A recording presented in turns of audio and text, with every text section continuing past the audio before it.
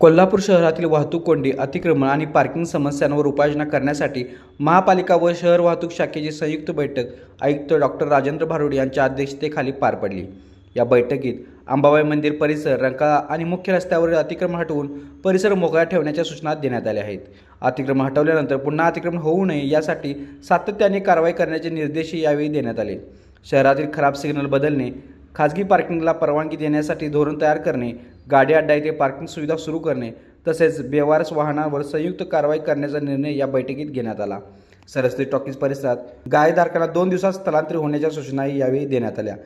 महावितरणने महापालिकेची ना हरकत घेतल्याशिवाय नवीन ट्रान्सफॉर्मर उभारू नयेत असेही यावेळी सांगण्यात आले आहे।